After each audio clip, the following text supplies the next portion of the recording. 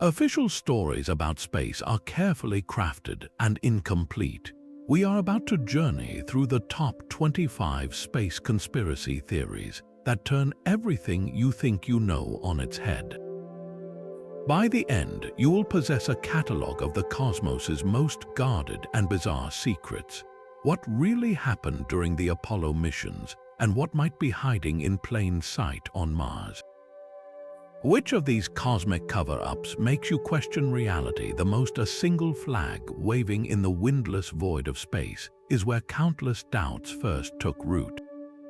The iconic image of the American flag planted on the lunar surface appears to ripple as if caught in a breeze, yet the moon has no atmosphere, no wind to make a flag move.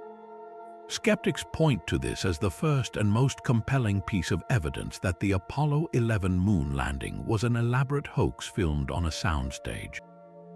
They question the peculiar quality of the light and the seemingly inconsistent shadows cast by the astronauts and their lander, suggesting multiple light sources like those found in a television studio rather than the single harsh sun of the lunar landscape.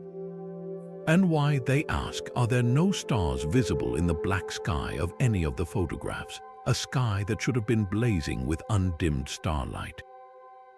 These visual anomalies, captured on film and broadcast to a global audience, became the foundation of a theory that would captivate the world for decades. Its cultural impact is immense, inspiring major television documentaries and fueling endless public debate. Even today, a significant number of people, polls suggest as many as 1 in 10 Americans, hold some doubt about the authenticity of the landings.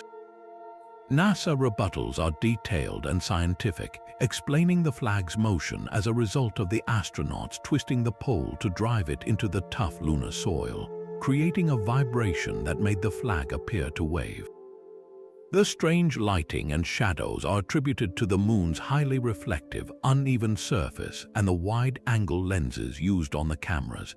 The missing stars are simply a matter of camera exposure settings, optimized for the bright, sunlit lunar surface which washes out the relatively faint starlight. Yet for believers, these explanations feel like overly complex excuses for a simple truth they feel in their bones. The controversy endures, a testament to the power of a single, seemingly impossible image to challenge an entire historical narrative.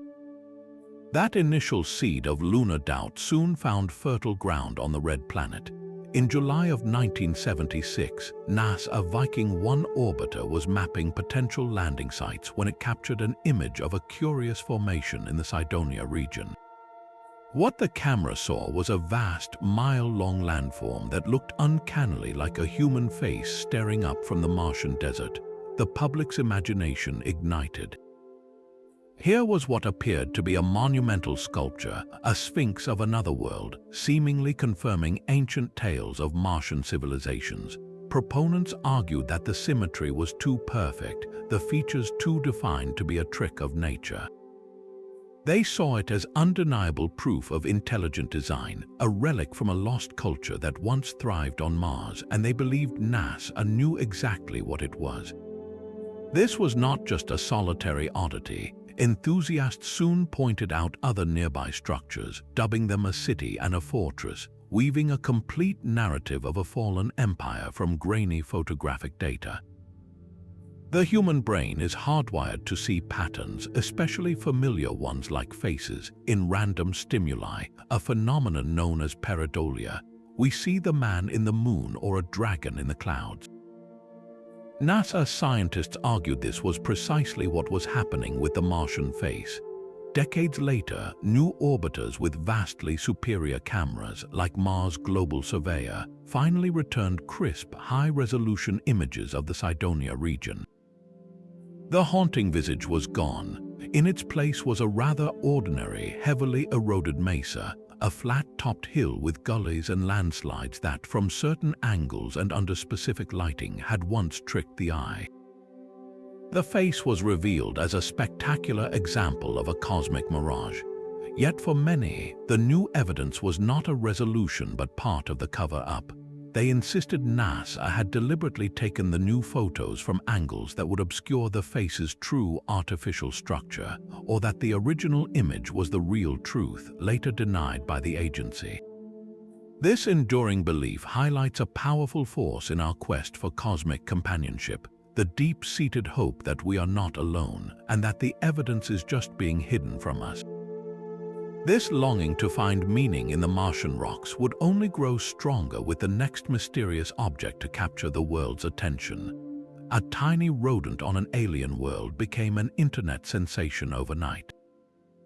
When the Curiosity rover beamed back an image of the Martian soil, eagle-eyed viewers spotted what looked unmistakably like a squirrel, frozen in place and seemingly staring right at the camera. This was not an isolated incident. The same rover later photographed a strange, light-colored object that had seemingly appeared out of nowhere, quickly nicknamed the Jelly Donut Rock. Then came the crab-like creature half hidden in a shadowy alcove, the thigh bone fossil lying in the dust, and even what some claimed was a carved statuette. Each new anomaly was seized upon as definitive proof that Martian life exists or once existed, and that NASA was quietly documenting it all. The core argument from believers is that these objects are too complex, too structured to be random geology. They see a biological consistency in the supposed Mars rat that sand and wind could not have sculpted. The sudden appearance of the Jelly Donut Rock suggested something was moving, or perhaps being moved just out of frame. These claims are bolstered by a deeper suspicion that we are not seeing the full picture. Conspiracy theorists point to the fact that NASA routinely processes its raw images, adjusting contrast and sharpness, and sometimes even releases partially obscured or blacked-out photos. They interpret this standard scientific practice as deliberate airbrushing, a form of censorship meant to hide the most incriminating evidence of life from the public. The debate over Martian life, however, goes far beyond strange rocks. It is rooted in a real and unresolved scientific experiment from the past. Back in 1976, the Viking lander conducted a sophisticated test called the labeled release experiment.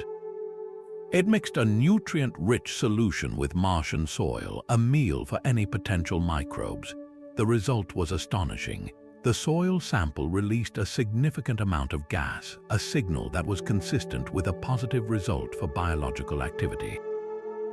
It was as if the Martian soil had breathed, yet NASA ultimately dismissed the finding, concluding that the reaction was likely caused by an unusual but non-biological soil chemistry. The lead scientist for that experiment, Gilbert Levin, remained convinced for the rest of his life that he had found microbial life on Mars. This unresolved tension between a tantalizing signal and an official dismissal fuels the belief that the truth is being managed. Skeptics, including the vast majority of the scientific community, counter that our minds are simply playing tricks on us. They explain the Mars rat as a peculiarly weathered rock, the jelly donut as a piece of debris kicked up by the rover's own wheel, and the crab as a classic case of pareidolia, where our brain assembles random shapes into a familiar form. They argue that if NASA truly had proof of alien life, the scientific imperative to announce it would be overwhelming, yet the questions linger. Why does the Martian landscape seem to be teeming with these eerie coincidences? And what if the most profound discovery in human history is already in a folder on a NASA server, waiting for the right moment to be revealed? The search for life on Mars leads our gaze even further out, into the deepest reaches of our own solar system, where some believe a hidden threat is lurking. Beyond the orbit of Neptune, a dark and massive world is said to be circling the Sun on a long, elliptical path that will one day bring it catastrophically close to Earth. This is the theory of Nibiru, sometimes called Planet X, a supposed world of immense size, several times larger than our own. Its story begins not with a telescope but with ancient clay tablets. In the 1970s, a writer named Zachariah Sitchin published his interpretations of Sumerian texts, claiming they told of a race of beings called the Anunnaki who came from this very planet. He described Nibiru as having an incredibly long orbit of 3,600 years, and that its periodic return would bring global upheaval. This idea fused with existing doomsday prophecies, creating a potent and enduring myth. The predicted dates for this catastrophic arrival have been numerous and specific. Followers of the theory pointed to May 2003, then December 2012 to coincide with the end of the Mayan calendar, and later to September 2017. Each date passed without incident, yet the belief simply adapted, with new dates set for the future.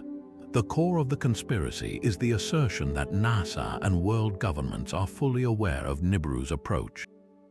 They are allegedly hiding the truth to prevent mass panic, using their control over astronomical data and space telescopes to edit the object out of the sky.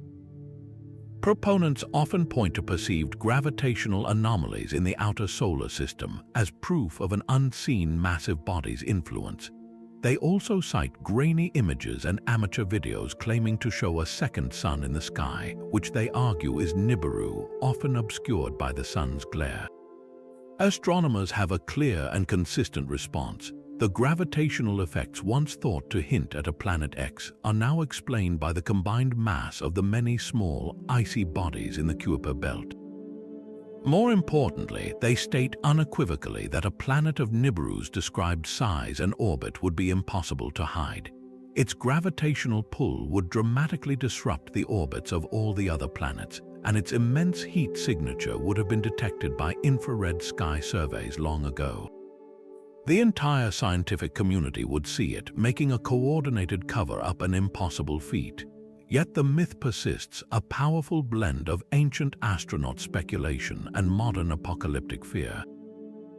It asks a profound question about our place in the cosmos.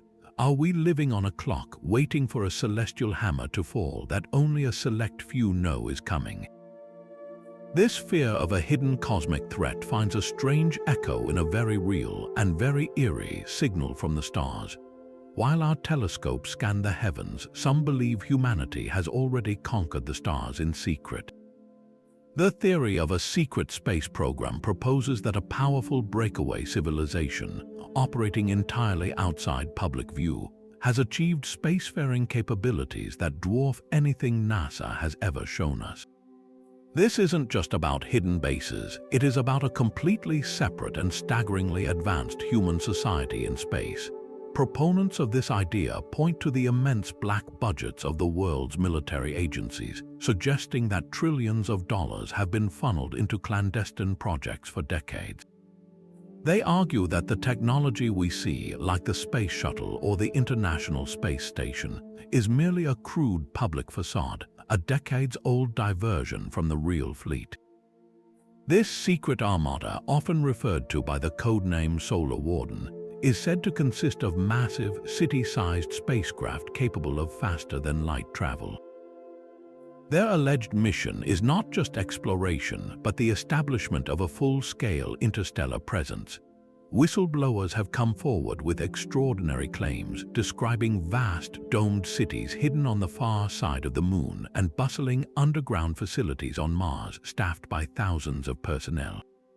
These are not simple outposts, but fully self-sufficient colonies with their own governments and economies. The most staggering claims involve direct interaction with multiple extraterrestrial civilizations. These are not chance encounters, but established diplomatic and trade relations, a cosmic society from which the general public is completely excluded. The evidence cited is often anecdotal, built from the testimonies of individuals like former military personnel or aerospace engineers who speak of reverse engineering alien technology. They describe anti-gravity propulsion systems and energy weapons that sound like pure science fiction. Why would such a monumental achievement be kept hidden? Theorists suggest it is the ultimate consolidation of power. Control over such technology would grant a select few unimaginable wealth and dominance, making our current world governments and economies utterly obsolete. It raises a chilling question. Are we, the citizens of Earth, merely the unaware inhabitants of a closed planet, while a chosen few have already embarked on a galactic future? This idea of a hidden human destiny in space inevitably leads us to a more terrestrial, yet equally mysterious location. The idea of a secret space program pales in comparison to a conspiracy that turns our entire planet inside out. What if Earth is not a solid sphere of rock and metal, but a hollow shell containing an entire world within, lit by a tiny central sun and accessible through giant openings at the poles? This is the theory of the hollow Earth, a concept that has captivated mystics and explorers for centuries. Historical figures like the mathematician and astronomer Edmund Halley of Halley's Comet fame proposed a hollow model to explain strange magnetic compass fluctuations, suggesting the planet was composed of several concentric spheres. In the 1940s, the theory gained a modern hero in Rear Admiral Richard E. Byrd, a famed polar explorer. His alleged secret diary describes a flight over the North Pole in 1947 where he supposedly encountered not ice, but a lush green land with mammoth-like creatures and a magnificent city. He wrote of being guided by advanced beings who lived inside the Earth and who delivered a warning about humanity's misuse of nuclear weapons. While mainstream historians dismiss the diary as a forgery, its story fuels the belief that Byrd discovered the entrance to Agartha, the legendary inner world. Proponents point to satellite images of the poles, arguing that NASA systematically airbrushes and composites its photos to conceal the massive, swirling openings that lead to the interior. They claim that the aurora borealis is not caused by solar particles, but is the glowing light from that central inner sun, escaping through the polar holes. Scientifically, the hollow Earth is an impossibility. Our understanding of planetary formation, seismic data that maps the planet's interior layers, and the immense pressure and heat at the core all contradict a hollow structure. The gravitational pull we experience would not exist if Earth were a shell, and a central sun would quickly consume any available oxygen or collapse under its own gravity. Yet the allure is powerful, a literal inversion of the unknown. It transforms our world from a known quantity into a vessel of infinite mystery, suggesting that the greatest frontier is not above us in the stars but directly beneath our feet. This deep-seated need to find undiscovered realms extends beyond our planet, reaching for an object so strange that some believe it is not a natural moon at all. The far side of the moon holds a secret far stranger than any crater or sea of tranquility. A story emerged from the digital shadows about a final, clandestine voyage, Apollo 20, a mission so secret it was scrubbed from all official records. Its alleged purpose was not to collect rocks, but to investigate a colossal, ancient alien spacecraft discovered on the lunar surface. The grainy, silent film that surfaced online shows astronauts approaching a massive, cigar-shaped object, miles long and covered in a strange, geometric pattern. They venture inside, and the camera reveals an interior frozen in time, filled with alien hieroglyphs and the remains of its long-dead pilots. The most astonishing discovery comes next, the body of a humanoid female perfectly preserved. Dubbed the Lunar Woman or Mona Lisa, she is shown still seated in a command chair with a long, slender body and an elongated head connected to the ship by a web of cables. The footage feels like a recovered artifact from a forbidden history, a tangible piece of evidence for a secret space program that explored ruins left by an ancient interstellar civilization. Yet the cracks in this incredible tale are as wide as the Luna Maria. The video itself is a patchwork of inconsistencies. The Apollo-era technology shown does not match the genuine equipment used, and the physics of the astronauts' movements in the low gravity seem exaggerated, almost theatrical. Most damningly, the mission timeline is impossible.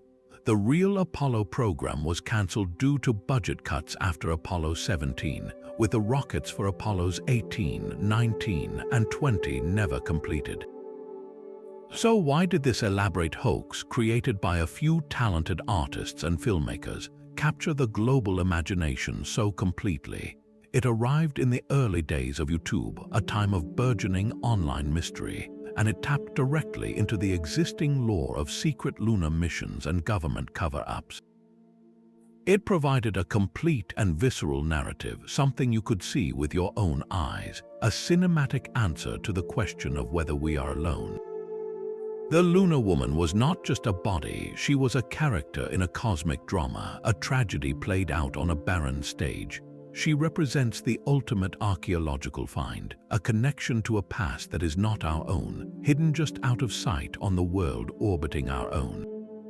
This idea that our moon is not a simple rock but a repository of ancient secrets would soon find another compelling and deeply unsettling piece of evidence.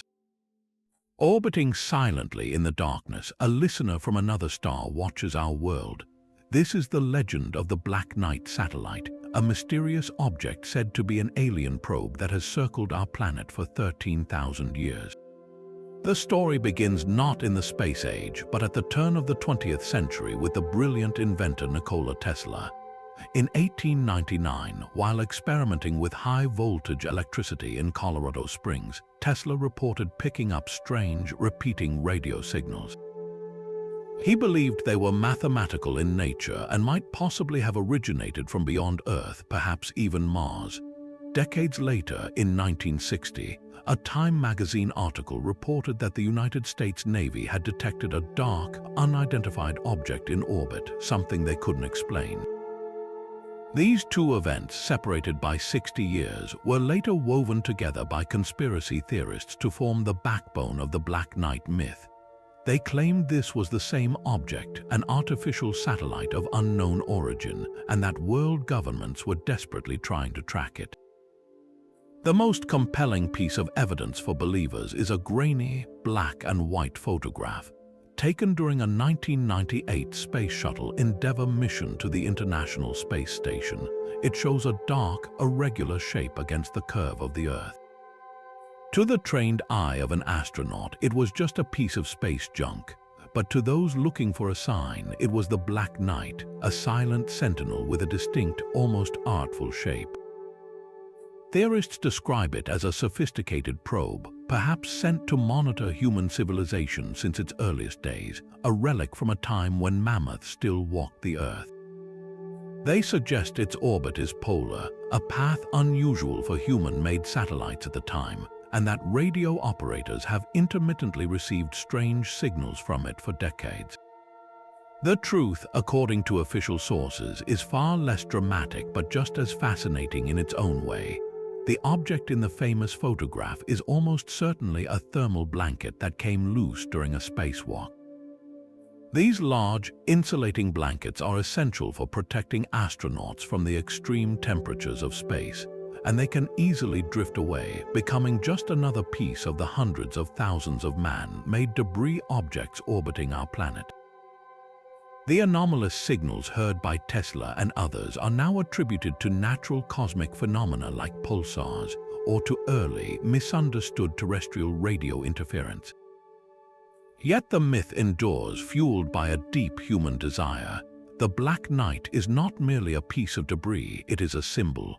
It represents the hope that someone or something is out there and that they have been watching us for a very, very long time.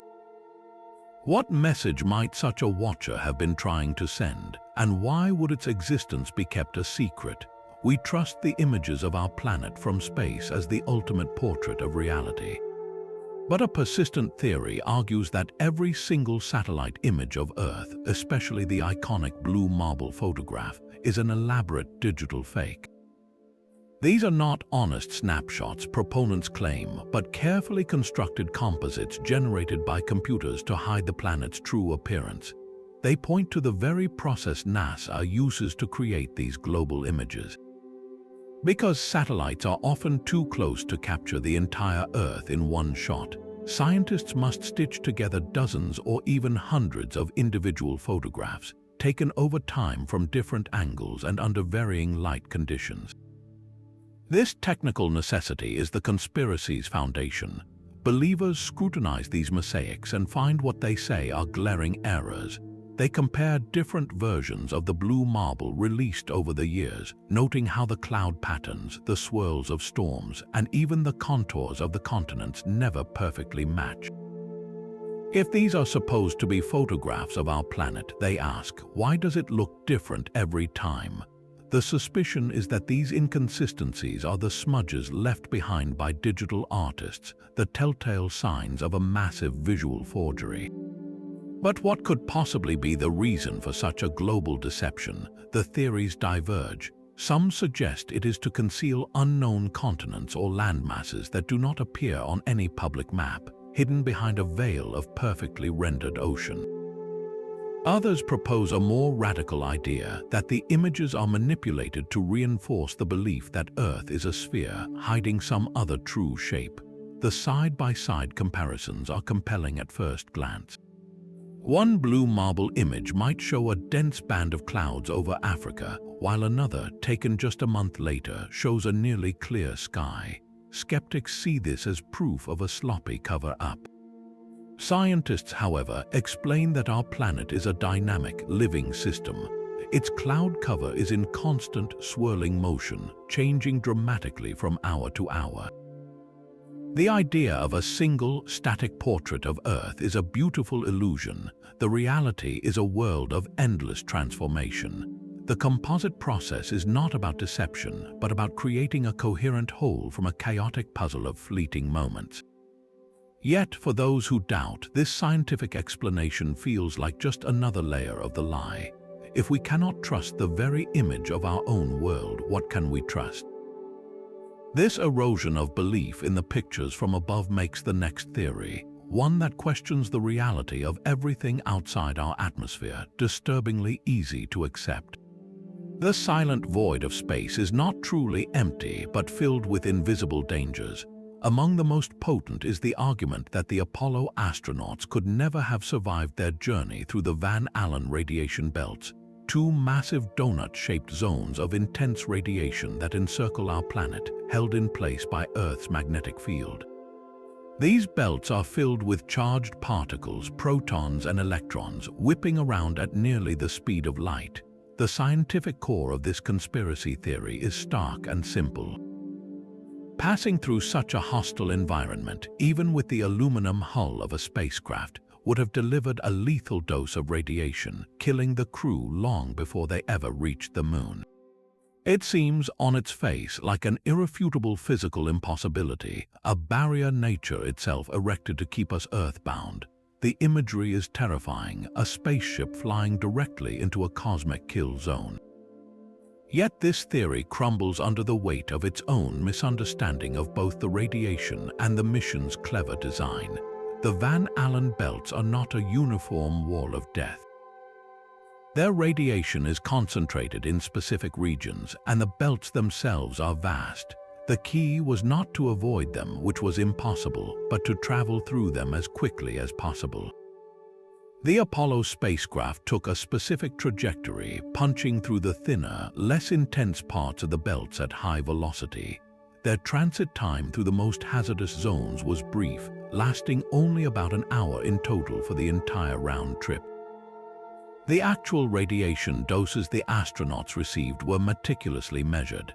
The average dose for an Apollo crew member was around 0.4 rem. To put that in perspective, a single full-body CT scan delivers a dose of 1 rem.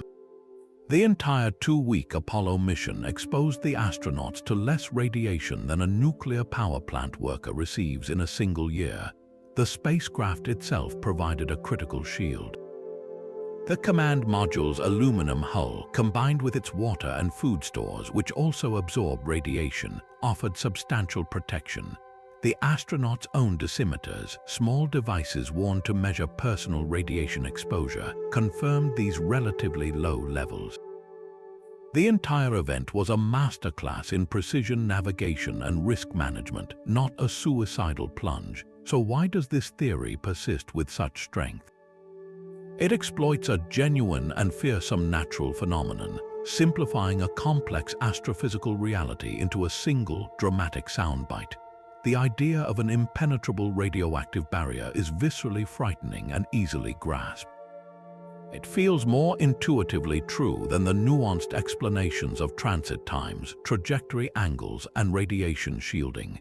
The persistence of this claim reveals a deeper pattern, the tendency to see a natural obstacle and assume it is an absolute barrier rather than a challenge to be engineered around. It asks us to believe that hundreds of thousands of scientists, engineers, and technicians involved in the Apollo program either failed to consider this most basic of space hazards or were complicit in a lie that would have sent their colleagues to a gruesome death. The reality is that they not only considered it, they conquered it, charting a safe path through the storm to touch another world. While we debate the dangers of radiation closer to home, our own sun seems to be hosting its own cosmic traffic jam. Conspiracy theorists scrutinizing NASA live feeds from the SOHO satellite point to strange objects dancing perilously close to the solar inferno. They are not small specks but colossal, planet-sized crafts, often appearing as dark, geometric silhouettes or glowing orbs of light. These are not random blips, believers argue, but structured vehicles, some shaped like perfect cubes or pyramids, moving with apparent purpose. The most astonishing footage seems to show these objects entering or exiting the sun's searing corona, a feat that defies any known human technology. The proposed explanation from the UFO community is as grand as the visuals. They are alien motherships, perhaps thousands of years more advanced than us, harvesting unimaginable amounts of energy directly from a star. This is not a one-time event, but a regular occurrence, a constant parade of interstellar visitors operating in plain sight, just 93 million miles away. The evidence is built frame by frame, as enthusiasts analyze the publicly available SOHO imagery. They point to objects that move against the background of fixed stars, change direction abruptly, or appear and disappear in sequences that seem too deliberate to be random noise. The sheer scale of these supposed vessels is mind-bending, often estimated to be larger than Earth itself, suggesting a civilization capable of engineering on a literally astronomical level. It is a compelling narrative of cosmic neighbors so advanced they treat our sun as a simple gas station. The scientific rebuttal, however, brings the phenomenon crashing down to Earth. The SOHO satellite is a masterpiece of engineering, but its cameras are subjected to an incredibly hostile environment. Scientists explain these UFOs as a gallery of technical glitches and natural phenomena. Cosmic rays are a primary culprit. These are high-energy particles zipping through space that strike the camera's CCD sensor, creating bright streaks, dots, or elongated shapes. These hits are random and transient, exactly matching the behavior of many so-called ships. Another common explanation is space dust. Tiny particles, often debris from comets or asteroids, float in front of the lens and are illuminated by the sun, looking like glowing objects moving in a straight line. Then there are the artifacts of data processing itself. The SOHO images are compressed and transmitted across millions of miles of space to reach Earth. This process can sometimes create blocky, pixelated shapes, the very cubes and pyramids that spark the imagination. The most convincing proof lies in the difference between the processed images released to the public and the raw data. What looks like a structured craft in a cleaned-up photo often resolves into a messy, indistinct smudge in the original data stream. The scientists who operate SOHO see these anomalies every single day. They are the background static of doing business in space, not evidence of a galactic civilization. Yet the question remains, why does this idea hold such power? It transforms our sun from a distant ball of plasma into a vibrant, active hub. It suggests a universe teeming with life so bold it plays in the heart of a star while we remain safely on the shore. This longing to see purpose in the random noise of the cosmos finds a different and far more chilling expression in a message we might have already received. The red planet might not be as red as we have been led to believe. A persistent theory suggests that Mars is already well on its way to being habitable, possessing a thin but breathable atmosphere and perhaps even simple life, and that the true mission of our rovers is not just to explore, but to prepare for a massive, secret terraforming project. Why would anyone hide such an incredible discovery? The motive, theorists argue, is purely financial. Announcing that Mars already has air we could breathe would instantly evaporate the public and political will to fund multi-trillion-dollar projects to engineer a new atmosphere. The entire justification for these colossal endeavors rests on Mars being a dead, hostile world that we must fix. The most compelling evidence for this cover-up, they claim, is right in front of us in the very pictures sent back from the surface. Look at a raw image from the Mars rover, and you will often see a grayish, almost Earth-like sky. Then look at the official, color-corrected version released by NASA, and that same sky has been shifted to a familiar, rusty red. Why would the agency deliberately change the color of the sky? Side-by-side comparisons are startling. In one set of images, a landscape under a gray sky looks almost like the American Southwest, while the corrected version looks unmistakably alien. This, believers state, is the heart of the deception, a digital filter applied to every public photograph to reinforce the myth of a completely barren world. The debate extends to the surface itself, with claims of fleeting dark streaks on crater walls that could be seasonal flows of liquid, briny water, a discovery that was initially announced with great excitement and then later downplayed. The official scientific explanation for the color correction is one of calibration. The cameras on the rovers are scientific instruments, not tourist snapshots. To ensure that the colors of the rocks and soil are accurate for geological analysis, the cameras include calibration targets, little patches of known color like a photographer's gray card. The rovers photograph these targets, and scientists adjust the entire image color balance based on that reference. This process ensures that a geologist in Arizona sees the same greenish-gray rock that a geologist in Tokyo sees. The Martian sky appears red for the same reason its sunsets are blue, the exact opposite of Earth. The fine, iron-rich dust in the thin atmosphere scatters red light, making the sky appear reddish, while the direct light from the sun, seen at sunset, loses its red wavelength, leaving a cool blue glow. The raw images sometimes look bluer or grayer because the camera's automatic settings are trying to compensate for the overall reddish tint. As for the atmosphere itself, the data is unequivocal.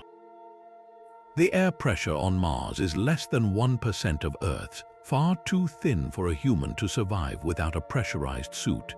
The atmosphere is 95% carbon dioxide, with only trace amounts of oxygen, making it completely unbreathable.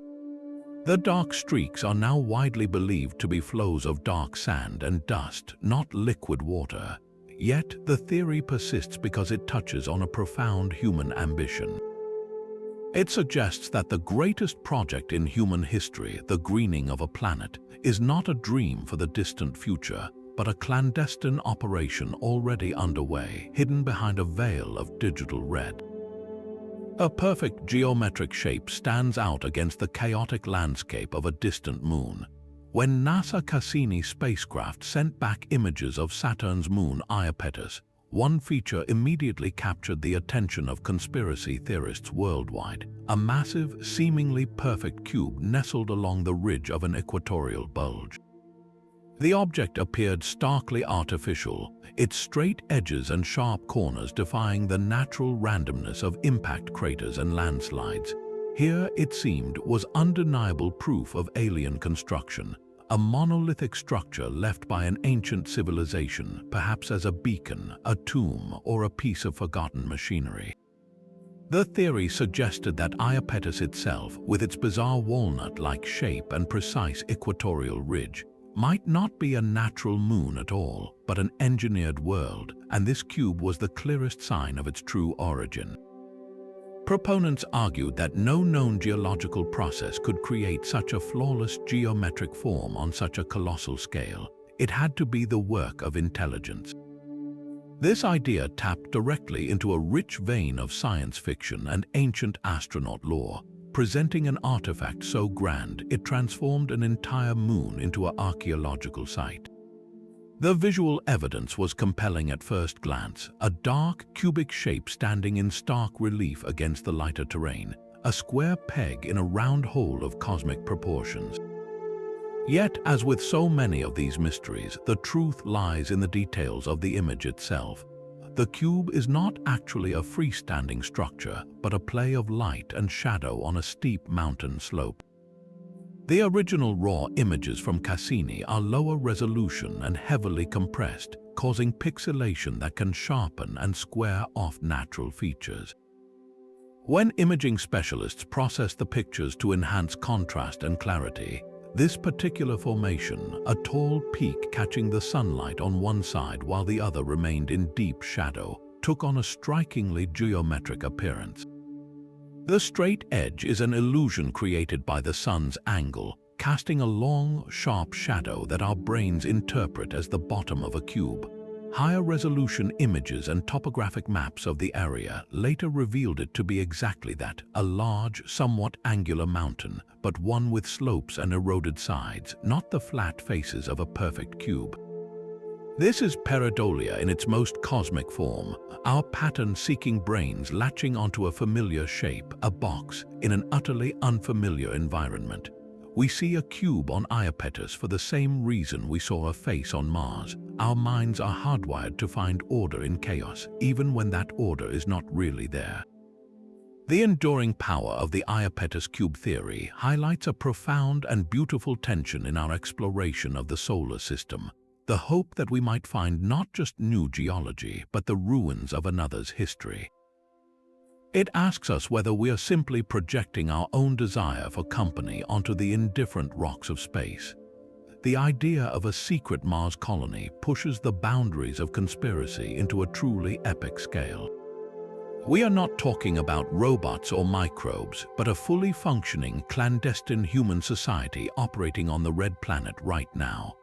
This theory posits that a global alliance of governments, leveraging trillions of dollars from black budgets and technology reverse engineered from recovered alien craft, established a foothold on Mars decades ago. The public space program, with its slow-moving rovers and plans for future missions, is nothing more than an elaborate piece of theater designed to keep us in the dark about humanity's true, off-world presence. Whistleblowers have emerged with astonishingly detailed accounts. One of the most prominent is a man named Arthur Newman, who claimed under hypnosis to have been a participant in something called the 20-year and back program. He described being recruited, taken to a secret base on the moon, and then transported to Mars via a jump room, a device that uses instantaneous teleportation. His testimonies, and others like them, paint a picture of a harsh, industrial colony where a privileged few oversee operations. The most disturbing allegations involve the use of forced labor, specifically that children are trafficked to Mars to work in dangerous underground mines, their small bodies ideal for navigating tight tunnels to extract precious resources. These stories are harrowing, weaving together themes of cosmic exploration with the darkest forms of human exploitation. Yet, for all their dramatic detail, they exist in a complete evidentiary vacuum. There are no leaked photographs of the colony, no independently verified geological data showing unnatural mining activity, no lost children whose disappearances on a massive scale could be linked to such an operation. Every piece of the puzzle is anecdotal, relying solely on the credibility of the storyteller. So why does such a bleak and outlandish narrative find such a receptive audience? Its psychological appeal is profound. It transforms our lonely, seemingly insignificant planet into the center of a hidden, interstellar drama. It offers an explanation for the immense and often unaccountable wealth of the military-industrial complex, suggesting it is funding a project of literally world-changing importance. It provides a dark but thrilling answer to the Fermi paradox, the question of where all the aliens are, by implying that our leaders are already working with them in secret. The concept art this theory inspires is striking, envisioning vast, pressurized domes glowing under the dim Martian sun, connected by networks of tunnels burrowing deep beneath the radiation-scarred surface. These images tap into a deep-seated human desire for a grand narrative, one where we are not just apes on a rock, but key players in a cosmic saga of secrets and power. The absence of proof for believers is not a weakness of the theory, but proof of its importance, the ultimate testament to the success of the cover-up. It forces us to confront a difficult question. Is it more frightening to think that we are utterly alone in a vast, dead solar system, or that a chosen few have already escaped its confines, leaving the rest of us behind in ignorance?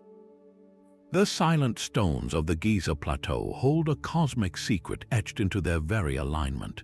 A theory that bridges ancient Earth and distant stars suggests that humanity could never have built the Great Pyramids alone. The evidence, proponents argue, is written in the sky, specifically in the three stars of Orion's belt. The layout of the three main pyramids at Giza, Khufu, Khafre, and Menkaure, mirrors the precise configuration of those stars with an uncanny accuracy. This is not a rough approximation, but a sophisticated celestial map rendered in millions of tons of limestone and granite. The pyramids are also aligned almost perfectly to the four cardinal directions, with the Great Pyramid of Khufu facing true north with an error of just 1/15th of a single degree. A feat of engineering precision that seems impossible for a society using only primitive tools. How could a civilization without the wheel or iron tools quarry, transport, and position multi-ton blocks with such staggering accuracy? The mainstream explanation of ramps, ropes, and sheer manpower feels inadequate to many when confronted with this scale of perfection. This is where the ancient astronauts enter the story. Theorists propose that extraterrestrial visitors provided the advanced knowledge, perhaps even the technology, for this construction. They see the pyramids not as tombs but as power plants, navigational beacons for interstellar travel, or sacred monuments built to honor the star gods who visited Egypt. The cultural impact of this idea is massive, fueling countless books, television shows, and an entire genre of speculation that reimagines human history as a collaboration with star travelers. It transforms our ancestors from brilliant engineers into grateful pupils of a cosmic teacher. The visual of the pyramids silhouetted against a star chart highlighting Orion's belt is profoundly compelling, creating a direct and visceral link between the desert and the heavens. Yet archaeologists and historians present a different, equally fascinating narrative. They point to the extensive worker settlements discovered near Giza, complete with bakeries, hospitals, and graves, proving a massive, well-organized human workforce. The mathematical and astronomical knowledge required for the alignments was well within the grasp of the ancient Egyptians, who were meticulous sky watchers. They could have used simple but effective tools like the Merkit, a forked stick, and a plumb line to track the circumpolar stars and establish true north. The slight imperfections in the alignments, often glossed over by ancient astronaut theorists, actually support the human origin story. They are the fingerprints of a real, challenging construction process. The Orion correlation itself, while visually striking, is not a perfect match. The relative sizes and spacing of the pyramids do not exactly mirror the brightness and distances of the stars. So we are left with a choice between two powerful visions of our past, one where our achievements were gifted to us by mysterious outsiders, and another where they were earned through the sheer ingenuity and determination of humanity itself. Which history is more wondrous, that we had help from the stars, or that we reached for them entirely on our own? This debate over our origins finds a strange parallel in a more modern and chilling form of celestial communication. A grainy video from the Space Shuttle Discovery mission in 1991 captures what appears to be a cosmic dogfight. The footage shows several small, bright objects drifting serenely against the black backdrop of space. Suddenly, one object makes an impossibly sharp 90-degree turn and accelerates away at phenomenal speed. An instant later, a flash of light appears precisely where the object had been. A flash that UFO proponents insist is a defensive plasma weapon fired from the shuttle to eliminate a potential threat. This is the STS-48 incident, a clip that has been dissected for decades as some of the most compelling evidence of both UFOs and a secret space arsenal. The sequence feels deliberate and intelligent, a classic evasive maneuver followed by a hostile action. It looks for all the world like a scene from a science fiction movie playing out in real life on a government video. The frame-by-frame analysis is the heart of the conspiracy. Believers highlight the precise timing, the object's change of direction that defies normal physics, and the sudden, unexplained flash. They argue that ice particles or space debris do not behave this way. They cannot pivot on a dime and race off into the void. This, they claim, is a structured craft under intelligent control, and the flash is the smoking gun of an active cover-up, proof that NASA is armed and willing to engage unknown vehicles. NASA's explanation is far more mundane, but involves a complex chain of events happening off-camera. The agency states that at the exact moment the object zips away, the shuttle steering thrusters fired. These small rockets are used to control the shuttle's orientation. The objects in the video, they say, are simply small ice particles that had shaken loose from the shuttle's external tank. When the thrusters fired, the plume of nitrogen gas acted like an invisible hand, swatting the ice flakes and sending them zipping out of the frame. The sudden acceleration and change in direction were not the object's own doing, but the result of being hit by this high-speed gas. The flash of light was not a weapon, but the sun glinting off another, larger piece of ice that was also disturbed by the thruster firing. To help visualize this, imagine a graphical overlay on the video. A circle appears around the shuttle, representing the invisible cloud of nitrogen gas expanding from the thruster.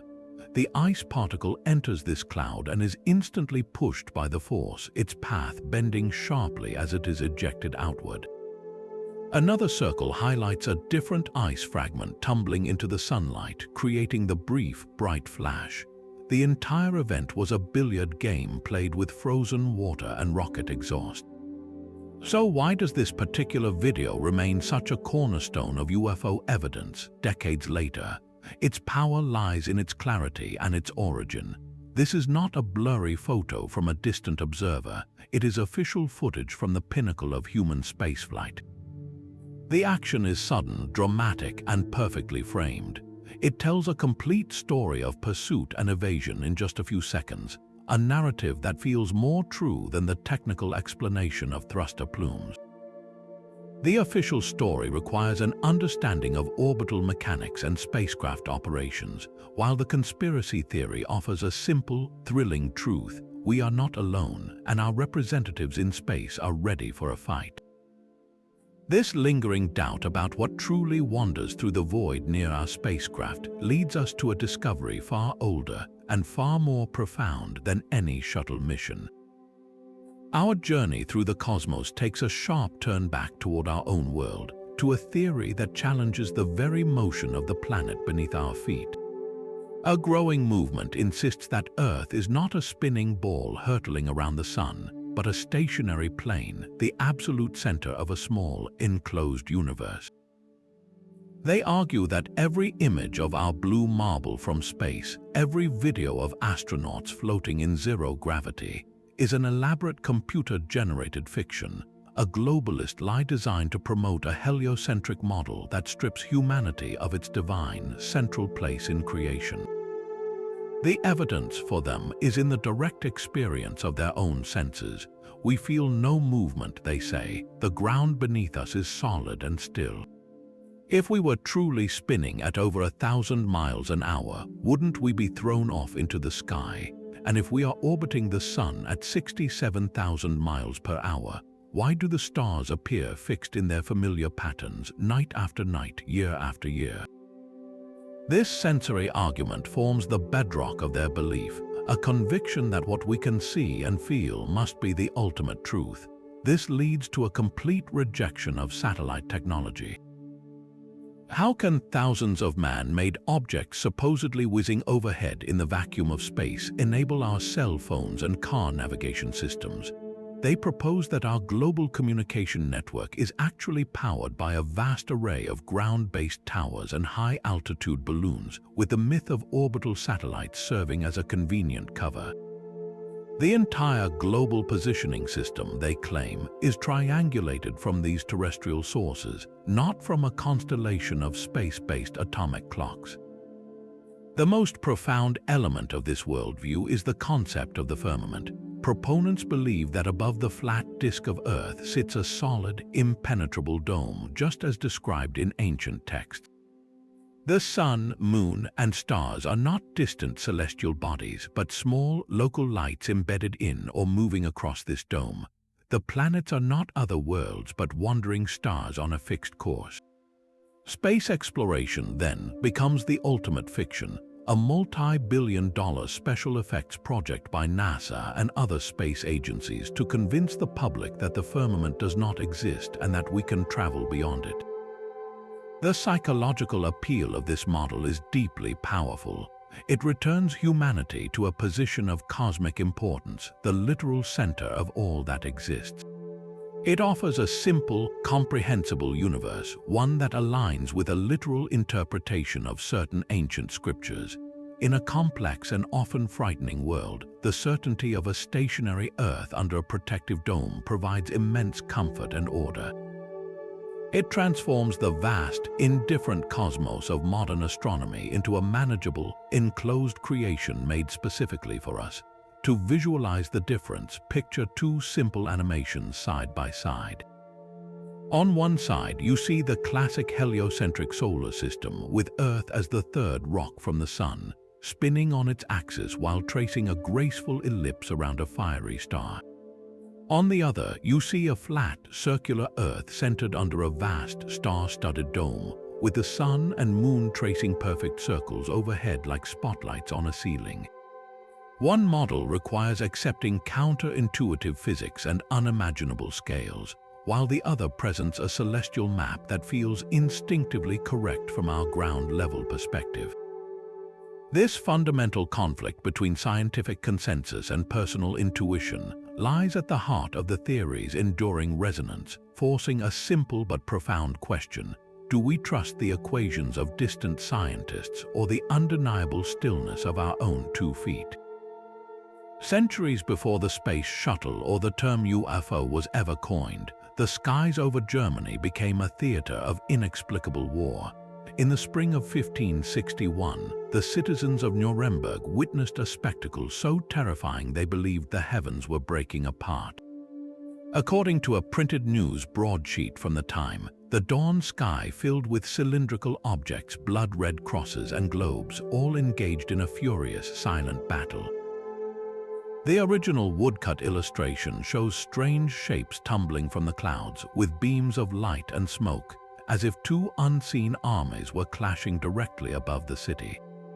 The account describes tubes that began to fight among themselves, followed by the appearance of a great black spear, a scene of cosmic chaos that lasted for an hour before fading away. For modern UFO theorists, this is not a quaint historical curiosity, but one of the most compelling cases of pre-industrial alien contact, an aerial dogfight between warring extraterrestrial factions observed by an entire medieval town. The detail of the report, the sheer number of witnesses, and the official nature of the printed leaflet lend it an air of undeniable credibility that blurry modern photos often lack. It suggests that the phenomenon of unidentified flying objects is not a product of the Cold War, but a constant across human history. Scientists, however, point to a stunningly beautiful and rare natural event to explain the panic.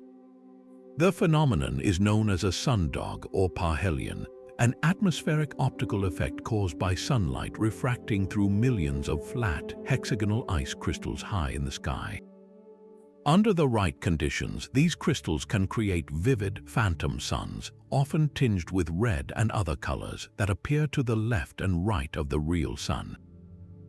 They can also form glowing pillars of light and arcs that, to an unprepared observer, could look like spears or crosses.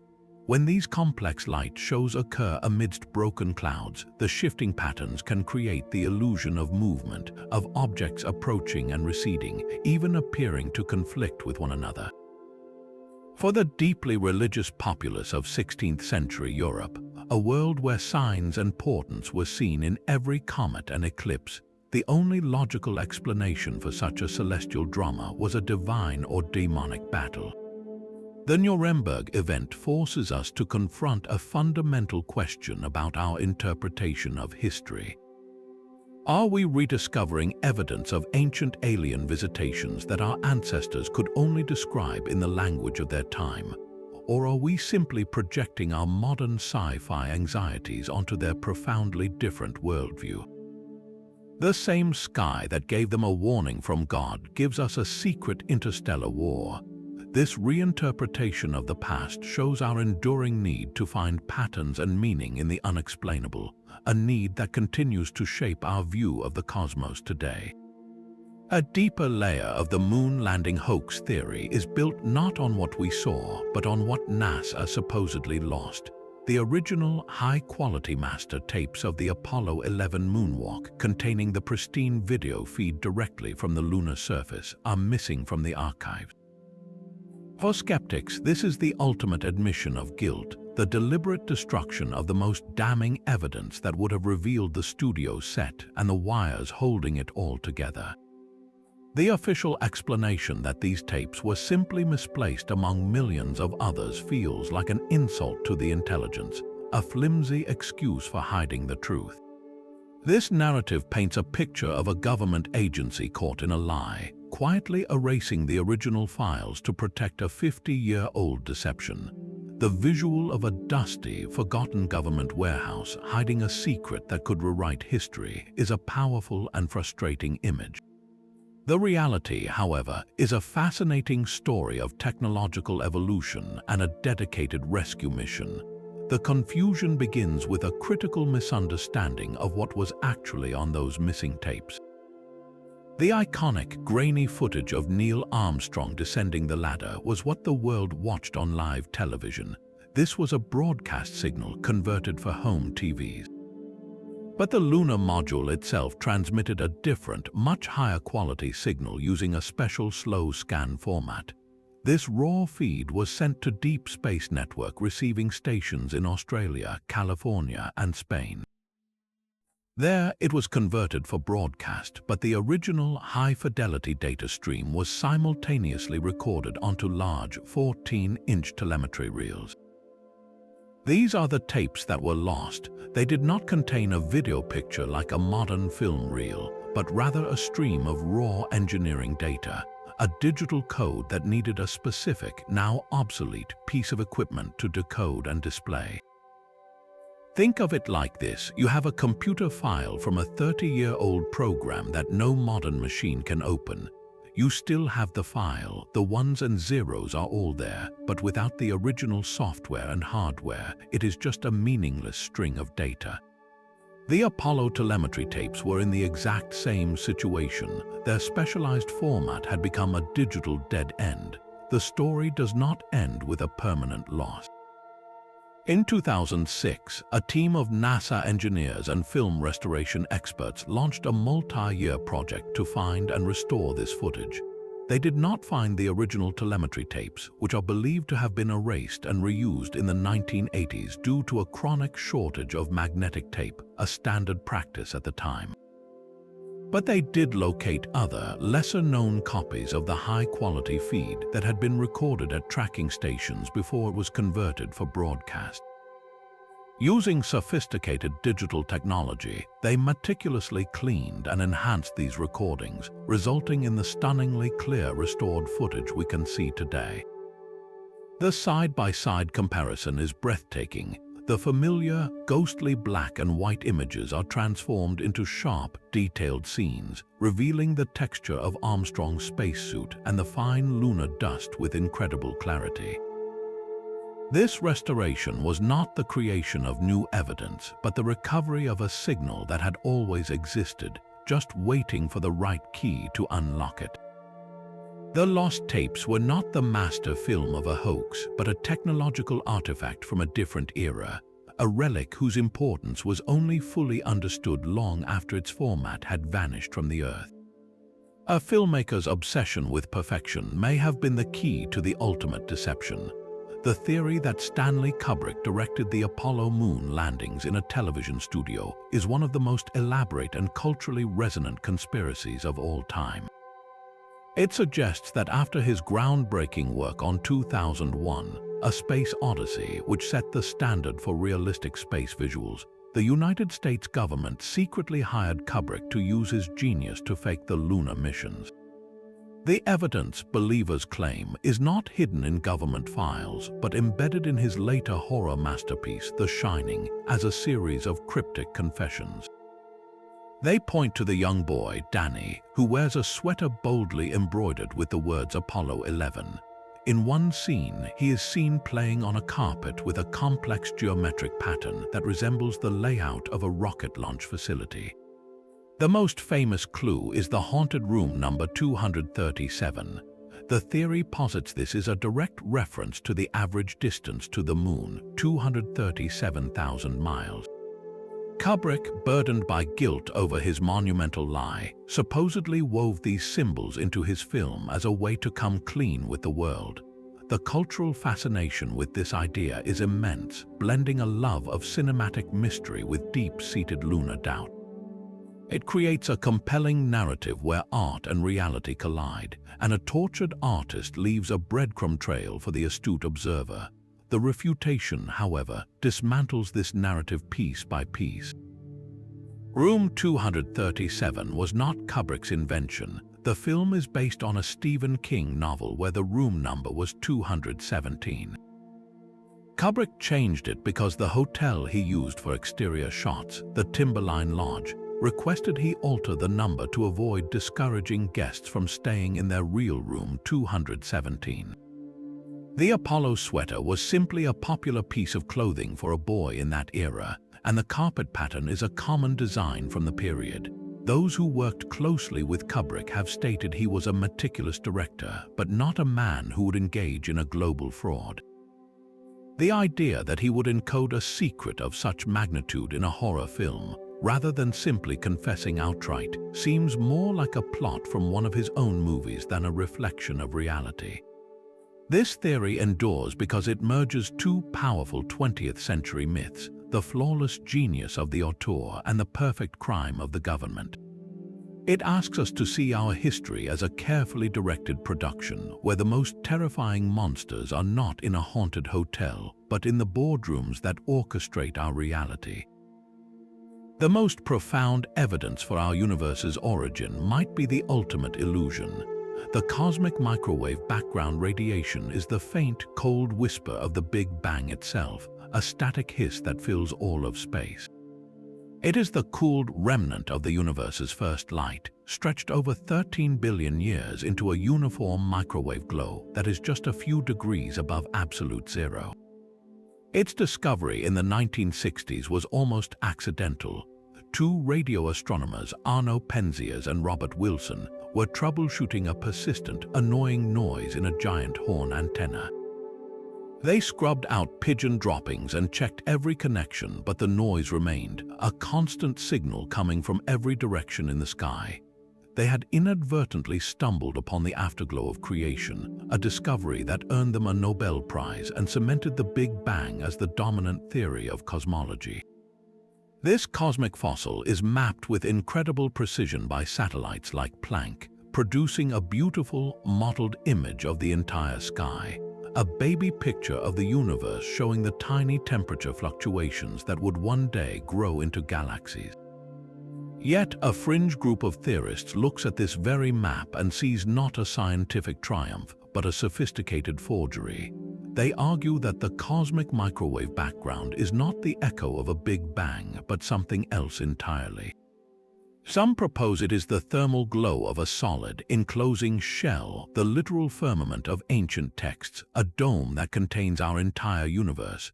Others go further, claiming the data from the Planck satellite and its predecessors is completely fabricated, a complex digital phantom generated by computers to prop up a flawed cosmological model. The Big Bang Theory, they contend, is a story built on a lie.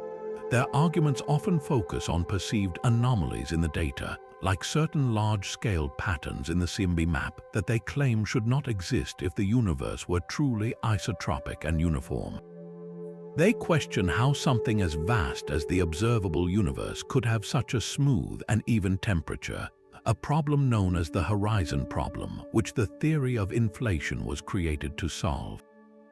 For them, inflation is not an elegant solution, but an ad hoc excuse, a patch for a theory that is fundamentally broken.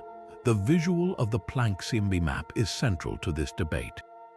To a scientist, those splotches of red and blue are a treasure trove of information, the seeds of cosmic structure. To a conspiracy theorist, they are the brushstrokes of a digital artist, a pattern too perfect, too carefully rendered to be natural. They ask why we should trust a color-coded image that represents data no human can directly perceive, processed through layers of complex algorithms and statistical corrections. The scientific response is one of overwhelming consistency and cross-verification. The CMB is not a single piece of evidence, it is a cornerstone that interlocks with countless others. Its specific blackbody spectrum, a perfect match for a cooling fireball, has been confirmed repeatedly. Its tiny fluctuations perfectly predict the large-scale structure of the universe we see today, the web of galaxies and cosmic voids. Independent observations of the universe's expansion and the abundance of light elements all point back to the same primordial event. To fake the CMB would require a conspiracy of thousands of scientists across dozens of independent experiments and nations, all perfectly coordinating a deception with no tangible motive. The data is not a single image, but a river of information that flows from multiple sources, all telling the same story. So we are left with a choice between two profoundly different ways of seeing the cosmos. Do we trust the cumulative, cross-checked work of a global scientific enterprise, which has used this ancient light to precisely measure the age, composition, and history of everything we see? Or do we believe that this entire edifice is a carefully maintained fiction, and that the true nature of the universe is being hidden in plain sight, disguised as its most celebrated discovery? This doubt about the very fabric of reality finds a strange echo in the story of a lone astronomer and the mysterious signal he thought he had found. A Harvard professor looked at a strange rock from another star and suggested it might be a piece of alien technology. In October 2017, astronomers in Hawaii spotted an object moving too fast to be from our own solar system. They named it Oumuamua, which in Hawaiian means a messenger from the distant past arriving first. This was humanity's first confirmed interstellar visitor, and it was utterly bizarre. Its trajectory showed it was not bound by the sun's gravity, a rock tumbling in from the vast ocean between stars, but its properties defied all expectations. Observations suggested it was highly elongated, shaped like a pancake or a cigar, perhaps 10 times longer than it was wide. Nothing in our solar system looks quite like that. The most perplexing clue was its acceleration. As it sped away from the sun, it picked up speed in a way that could not be explained by gravity alone. Something was giving it an extra push. Mainstream science proposed a compelling answer: outgassing. When a comet approaches the sun, its icy surface heats up, releasing jets of gas and dust that act like a natural thruster. This would perfectly explain the non-gravitational acceleration. The problem was, no one could see any gas or dust around Oumuamua. It had no visible coma, the glowing cloud that surrounds a comet, and no tail. It was dark, reddish, and utterly silent, behaving like a comet but looking like an inert asteroid. This glaring contradiction is where the alien probe theory found its footing. Harvard astronomer Avi Loeb offered a radical hypothesis. What if Oumuamua strange acceleration was not from natural outgassing but from light pressure? He proposed it could be a light sail, a very thin, reflective sheet using the momentum of photons from the sun to propel itself, just as a boat's sail catches the wind. Its unusual, flattened shape would be ideal for such a function. It was not a comet, but a piece of advanced technology, perhaps a derelict probe or a discarded piece of equipment from an alien civilization, now drifting silently through the galaxy. The idea ignited a media firestorm. Here was a respected scientist from a top institution daring to voice what science fiction had dreamed of for decades.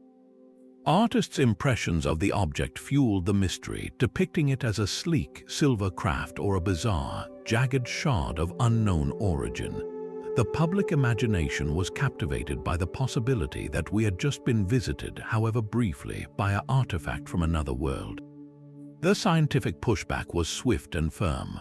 Critics argued that we were applying an extraordinary explanation to an object we observed only briefly and from a great distance.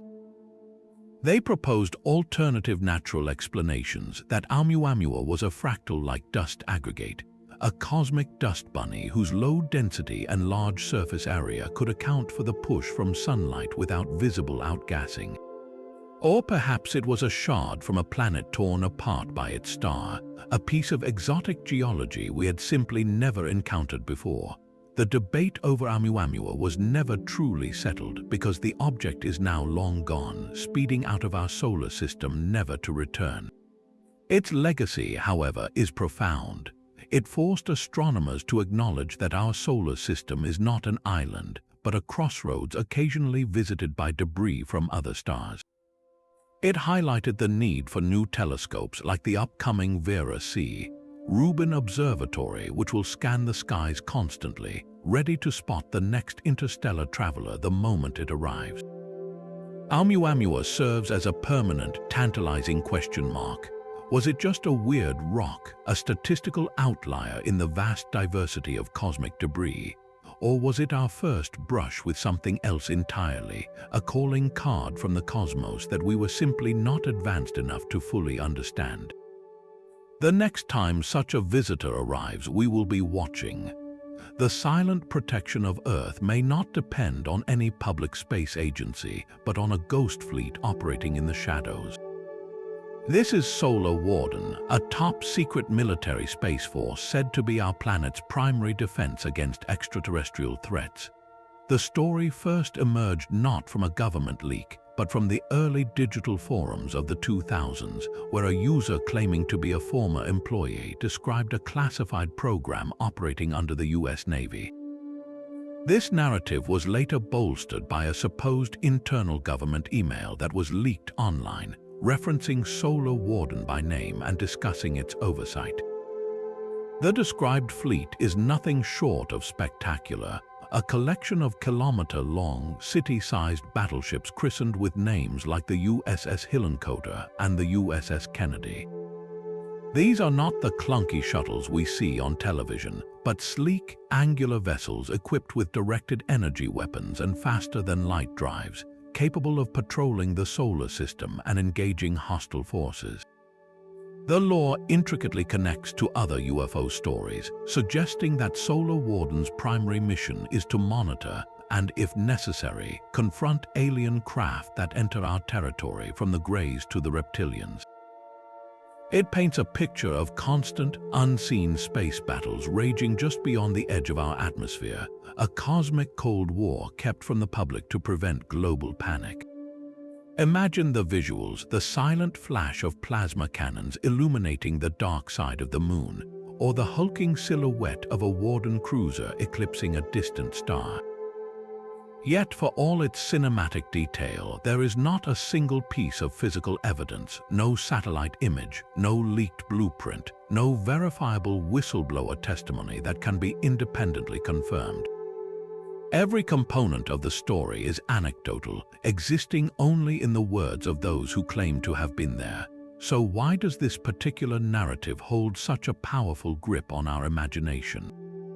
It fulfills a deep psychological need for a hidden protector. In a universe that feels vast and threatening, the idea that a capable, advanced human force is standing guard is profoundly comforting. It transforms our vulnerability into a managed secret, suggesting that someone has everything under control. This hidden war offers an explanation for the immense, unaccountable black budgets of the world's militaries, framing them not as waste but as essential funding for humanity's interstellar shield. The appeal is in the drama, the secret heroism, and the assurance that we are not defenseless in the cosmos. The hidden face of our moon is a permanent cosmic shadow, a vast expanse of cratered highlands we on Earth can never see. This perpetual secrecy makes it the perfect canvas for our deepest extraterrestrial fears, a place where an alien base could theoretically operate in complete isolation. The theory of a secret lunar installation gained traction in the 1970s, fueled by ufologists who argued that its constant concealment was not a coincidence, but the very reason it was chosen. They envisioned vast, domed structures nestled within deep craters, or sprawling underground facilities humming with alien activity, all hidden from our prying eyes.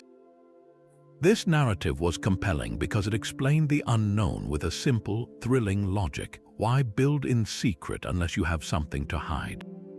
The arrival of detailed imagery from orbiters like the Lunar Reconnaissance Orbiter should have settled the debate. This powerful spacecraft has mapped the entire lunar surface in stunning high definition, revealing a landscape of breathtaking desolation. Its cameras have captured every mountain range and every impact crater on the far side in meticulous detail, showing a world sculpted by billions of years of random collisions. There are no gleaming cities, no geometric patterns of landing pads, and no signs of artificial construction. The surface is a silent, untouched museum of cosmic violence. So why does the myth of the alien base persist with such stubborn strength? The answer lies in the very nature of the evidence presented. When scientists point to an LRO image of a particular crater and explain that its features are entirely natural, believers often see not proof, but a carefully framed picture that avoids showing the truth. They argue that if a base truly existed, NASA would never photograph it directly, and that the most incriminating images are either never taken or immediately classified. The complete lack of evidence becomes, in a twisted way, the strongest evidence for the cover-up. This belief is sustained by a powerful psychological need. The far side of the moon represents the ultimate locked door in our cosmic neighborhood, and we cannot help but wonder what is behind it. The idea that it holds an alien outpost satisfies our desire for a universe that is not just vast but inhabited, and it transforms our lonely moon into the most intriguing piece of real estate in the solar system, a silent sentinel keeping secrets just over the horizon. From secret Martian colonies to cosmic battles near the sun, our journey through these 25 theories reveals something fundamental about ourselves. We are a species driven by a profound need for mystery, a deep-seated distrust of power, and an awe for the vast, intimidating unknown that space represents. These conspiracies are not just wild stories, they are modern myths, born from the gap between what science has discovered and what we can truly comprehend. They flourish because the cosmos is simply too big, too old, and too strange for our minds to easily accept. We seek patterns where there may be none. We question the official narrative because history has taught us to be cautious, and we imagine hidden truths because the idea of an empty, silent universe can feel overwhelmingly lonely. The universe is strange enough on its own, but our imaginations might just be the final frontier. If one of these cosmic cover-ups sparked your curiosity, let us know in the comments which theory makes you question reality the most. Be sure to like this video, subscribe for more journeys into the unknown, and share it with a friend who loves a good mystery. The conversation is just beginning.